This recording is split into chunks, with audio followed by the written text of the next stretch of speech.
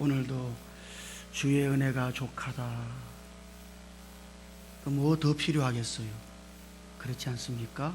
이 추수감사절에 주님의 은혜가 족합니다.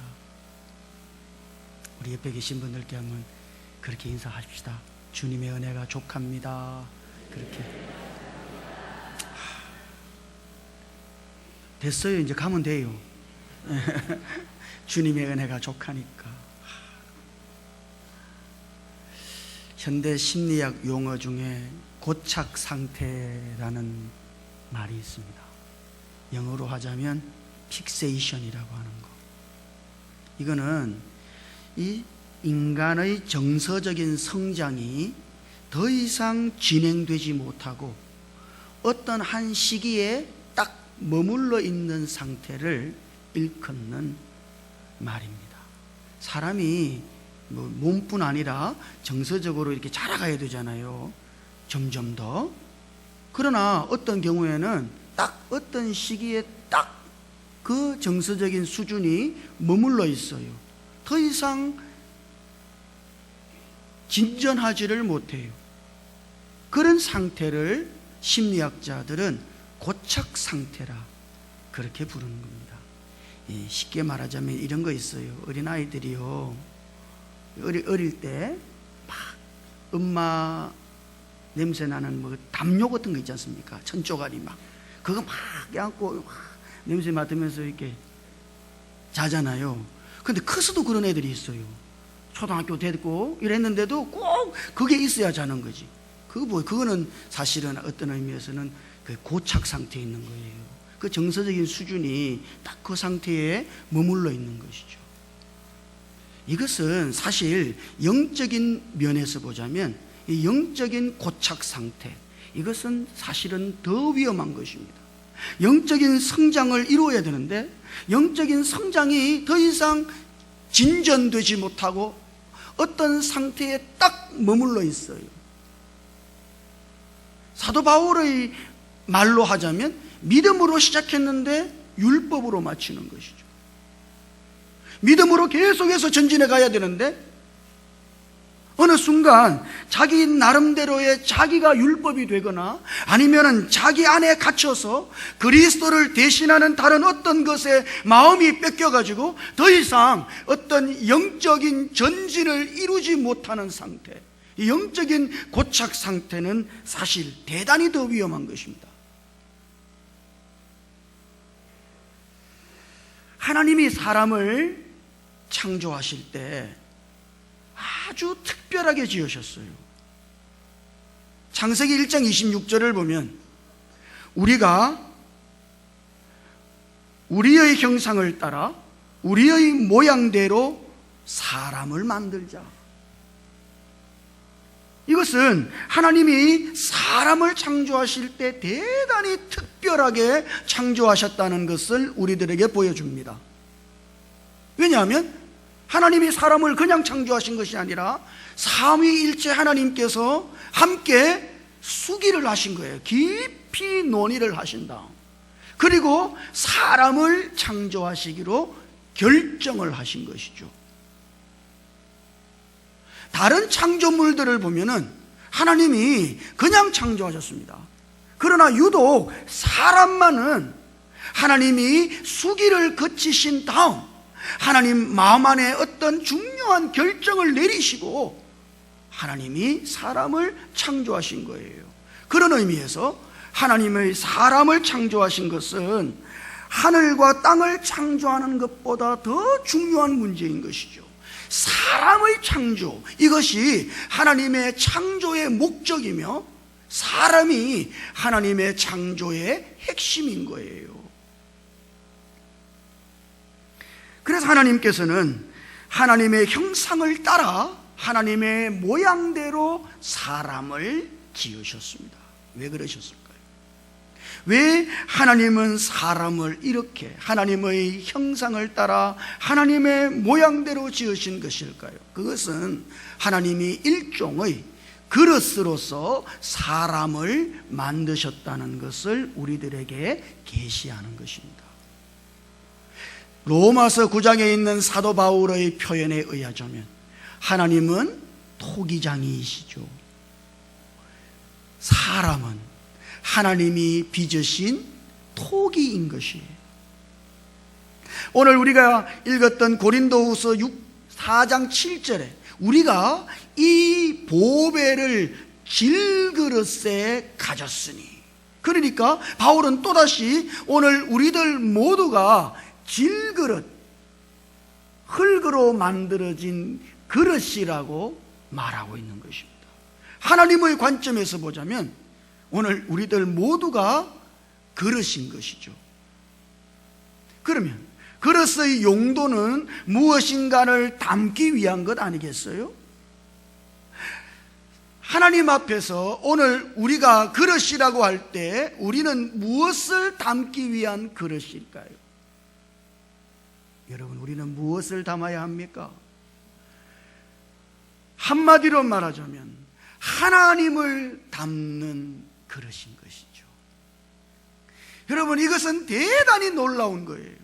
그래서 하나님은 사람을 창조하실 때 그냥 창조하신 것이 아니라 삼위일체 하나님께서 깊이 수기를 하신 다음 사람을 하나님의 형상을 따라 하나님의 모양대로 창조하시기로 결정하신 것은 사람 안에 하나님을 넣으시기를, 사람이 하나님을 담을 수 있도록 하나님께서 그렇게 목적하셨다는 것을 의미하는 것입니다.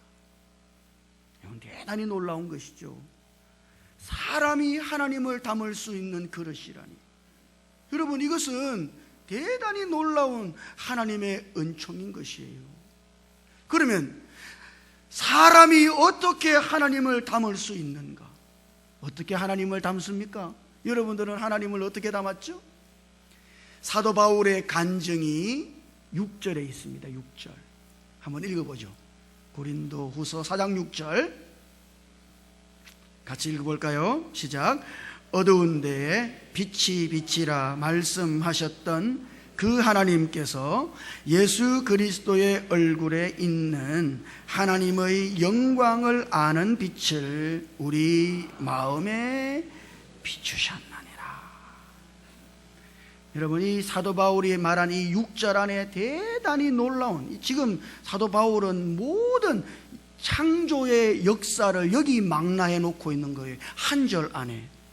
어두운 데에 빛이 비치라 말씀하신 그 하나님은 어떤 하나님이죠? 창조의 하나님이죠. 하나님은 어두운 데서 빛이 있으라 그렇게 말씀하심으로써 창조를 시작하셨습니다. 이것이 창세기 1장 3절이에요. 이거는 창조의 시작이에요. 그런데 그 창조의 하나님께서 예수 그리스도의 얼굴에 있는 하나님의 영광을 아는 빛, 그러니까 더 쉽게 말하자면 하나님의 영광의 광채이신, 하나님의 본체의 형상이시며 하나님의 영광의 광채이신 그리스도를 우리 안으로 하나님이 비추셨다고 하는 거예요.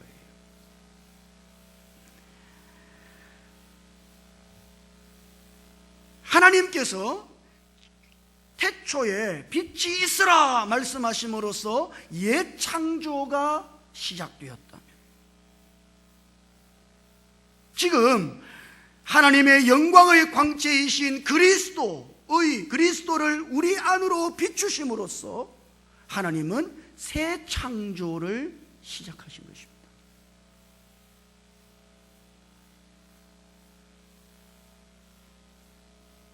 이렇게 해서 사람 안에 하나님이신 그리스도께서 담겨지게 되는 것이죠. 하나님은 성령으로 말미암아 우리 안에 그리스도를 넣으시는 것입니다. 비추심으로써. 이건 대단히 놀라운 것이죠.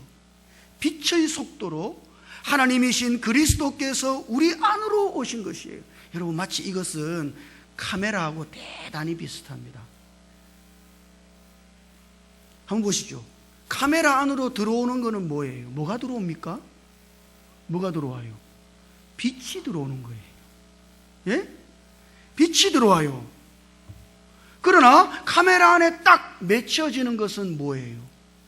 그것은 어떤 상이 맺혀지는 것이죠. 놀랍죠? 빛이 들어오는데 카메라 안에는 어떤 상이 맺혀져요. 똑같아요. 하나님께서 성령으로 우리를 비추실 때, 우리 안으로 비추실 때, 그 성령께서 우리 안으로 빛으로 도달하셔서 우리 안에 맺혀지는 것은 뭐예요? 그것은 하나님이신 그리스도이신 것입니다. 이것이 하나님께서 역사하고 계신 새 창조의 역사인 것이죠.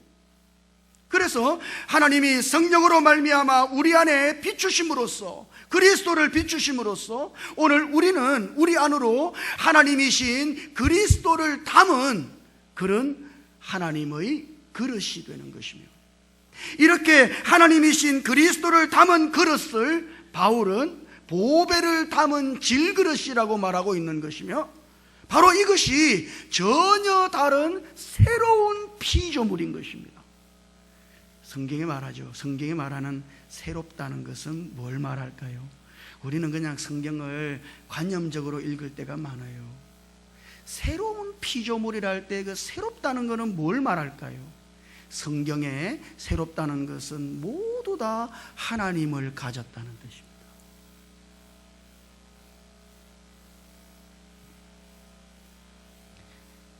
정신이 새로워지고 이런 걸 말하는 게 아니에요.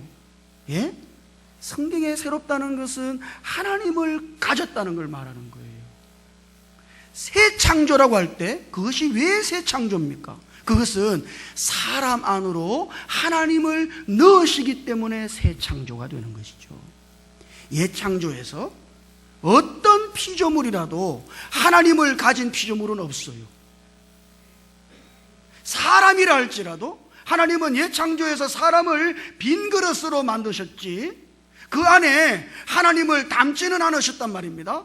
그러나 하나님은 새 창조에서 성령을 우리 안으로 비추심으로써 우리 안에 그리스도께서 새겨지게 만드시고 우리 안에 하나님이신 그리스도께서 맺혀지게 만들어서 우리들 모두가 하나님을 담은 새 창조의 피조물이 되게 하신 것입니다. 그래서 우리는 우리 안으로 하나님을 담은 그런 그릇이 되는 것이죠. 이것이 하나님의 빛의 역사인 것입니다. 그리고 지금 계속해서 하나님은 주님의 영으로 말미암아 우리 안으로 하나님의 영광의 광채이신 그리스도를 계속해서 비추시고 계십니다. 그래서 우리 안으로 그리스도의 형상이 더욱 선명하게 맺혀지도록, 더욱 분명하게 그리스도의 형상이 맺혀지도록 비추어 주시는 것은 성령입니다만 우리 안에 맺혀지는 것은 그리스도이신 것이죠. 계속해서 하나님은 주의 영으로 말미암아 우리 안으로 이와 같은 빛을 비추고 계신 것이에요. 이것이 하나님의 새 창조의 역사이며 이것이 변화의 역사인 것이에요. 사람이 어떻게 변화합니까? 여러분, 변화된다는 것은 뭐예요? 그것은 우리 안에 더욱더 주의 영으로 말미암아 그리스도께서 비춰주심으로써 우리 안에 그리스도의 형상이 이루어지는 것이 변화인 거예요. 하나님은 이런 변화를 어떻게 이루시죠? 매일 그리스도를 우리 안으로 비추심으로써 우리 안에 더욱 선명히 그리스도의 형상을 가지도록 하나님이 역사하셔서 우리들 모두가 그리스도의 형상으로 점점 더 변해서 영광에서 영광에 이르게 하시는 것이 하나님의 변화의 역사인 것입니다. 이런 변화가 그리스도인들의 전진이에요. 여러분들이 정말 변화 가운데 있기를 원한다면, 영적인 전진을 이루기를 원한다면 여러분은 하나님으로부터 이와 같은 성령으로 말미암아 비추심을 얻어서 우리 안에 그리스도의 분량이 더욱더 선명하게 많아져야 하는 것이죠. 우리 안에 그리스도의 형상이 더욱 선명하게 이루어져야 하는 거예요. 점점 더. 그런데 문제는 이런 하나님의 역사를 방해한다는 거죠. 누가? 사탄이. 그것이 3절과 4절에 3절 4절에 있습니다. 한번 읽어볼까요? 3절 4절 같이 볼까요? 시작. 만일 우리의 복음이 가리었으면 망하는 자들에게 가리어진 것이라.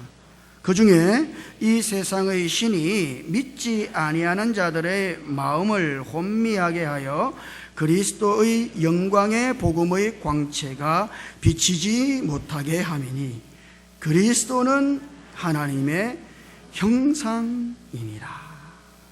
여러분, 지금 이 사도 바울은 계속해서 비추는 것에 대하여 말하고 있다는 것을 기억하십시오. 믿지 않는 사람들은 왜 믿지 않는 것일까요? 그것은 하나님의 이 빛을 비추심에 대하여 그들이 가려져 있기 때문인 것이죠. 여기 가려진다는 것은 덮개로 덮여져 있다는 뜻입니다.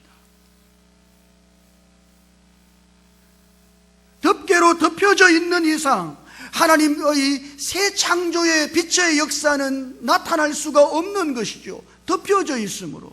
누가 이렇게 한 거예요? 이 세상의 신인 사탄이 사람들로 하여금 하나님을 닮지 못하도록 그들을 무언가로 덮었기 때문이에요. 이거는 과연 무엇을 말하는 것일까요? 그 뒤에 말하는 것처럼 사람의 마음을 혼미하게 함으로써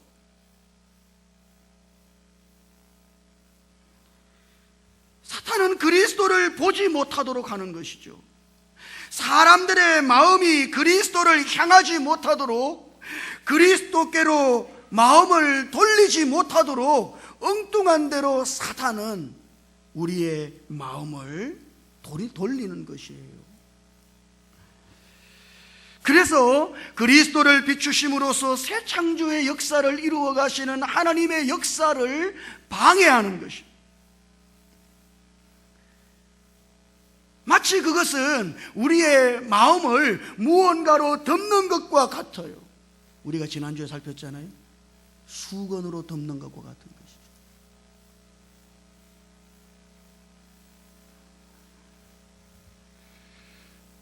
그래서 우리의 마음이 그리스도를 향하는 데서 이탈되게 만들어요. 여러분, 이것은 대단히 교묘한 것입니다. 여러분, 이거는 비단 믿지 않는 사람들 뿐 아니라 믿는 자들 속에서도, 예? 우리의 마음을 엉뚱한 대로 향하게 만들어요. 잘 보십시오. 이건 대단히 교묘한 거예요. 어떤 경우에는 종교적인 전통이나 종교적인 규례에 집착하게 만들어요, 사람을. 여러분, 이 종교적인 규례나 종교적인 전통이라는 것은 대단히 선한 것이에요. 예? 이게 나쁜 게 아닙니다. 악한 게 아니에요. 그러나 사탄은 오늘 그리스도 안에 있는 우리들의 마음을 엉뚱한 대로 향하게 만드는 것이죠. 그리스도를 대신할 다른 무엇인가에게로 자꾸 우리의 마음을 향하게 만들어서 마치 그것은 우리의 마음을 어떤 덮개로 덮는 것과 똑같아요. 그래서 우리가 그리스도를 보지 못하게 만들고, 그리스도를 봄으로써 하나님의 그 성령으로 말미암아 비추시는 그 역사가 우리 안에서 일어나지 아니하도록, 그래서 우리는 점점 더 그리스도의 형상으로 변화되어져 가야 하는데, 하나님의 이 새 창조의 역사로 말미암아 변화되어져 가야 하는데, 사탄은 이런 일이 우리 안에서 일어나지 못하도록 자꾸 무엇인가로 우리의 마음을 덮는 것이죠. 그래서 우리가 고착 상태에 있는 것입니다. 여러분, 한번 잘 보십시오. 왜 우리들은 언제나 제자리에 있는 느낌일까요? 여러분, 그런 생각 해보셨어요?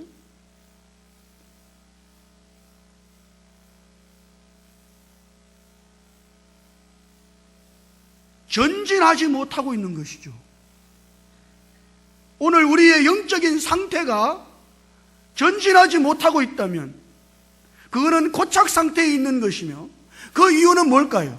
그것은 우리의 마음을 그리스도께로 향하여 그리스도께로 날마다 돌이키지 못하기 때문입니다. 무언가가 우리의 마음을 덮어서 우리의 마음이 그리스도가 아닌 전혀 엉뚱한 것을 향해 있기 때문이에요. 그러면 하나님의 성령으로 말미암아 그리스도를 우리 안으로 비추시는 이 역사 속에 우리가 있지 못하기 때문에 결국은 우리는 언제나 그 자리 고착 상태에 머무르는 것입니다. 변화가 없고 영광에서 영광으로 이르는 전진이 없는 것이에요. 그러므로 중요한 것은 뭘까요? 우리는 매일매일 이와 같이 우리의 마음을 그리스도께로 향하여, 여러분 이거는 대단히 중요한 거예요. 그리스도께로 향하여 그리스도께로 돌이키면, 마치 카메라가 말이죠, 이게 쫙 카메라의 렌즈를 돌려서 딱 그리스도께로 향한다면 말입니다. 예? 그러면 하나님이 빛을 우리 안으로 쏘셔서 우리 안에 그 성령으로 말미암아 그리스도의 형상이 점점 더 선명하게 맺혀지도록 새 창조의 역사를 주님께서 이루어 가실 것입니다. 여러분들의 마음을 돌이키는 것이 중요해요. 그래서 4절에 있는 비친다는 이 말은 분별하여서 본다는 말입니다. 우리는 매일매일 그리스도를 분별하여 보아야 하는 것이죠. 그리스도가 아닌 것에서 돌아서서 우리의 마음을 그리스도께로 돌이켜서 그리스도를 향하고 그리스도를 보아야 하는 것이에요. 그리한다면 하나님은 성령으로 우리 안에 비추셔서 그리스도께서 우리 안에 맺혀지시도록, 그리스도의 형상이 우리 안에 이루도록, 아니 더 정확히 말하자면 그리스도께서 우리 안에서 형성되시도록 하나님은 역사하실 것이에요.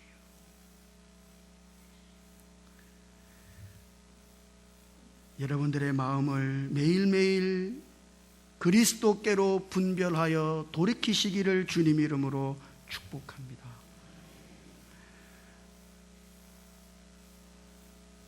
그래 되면 결국 어떻게 될까요? 우리는 어떤 존재로 나타나게 될까요? 그것이 바로 2절에 있어요. 2절에 한번 읽어볼까요? 2절 같이요. 시작.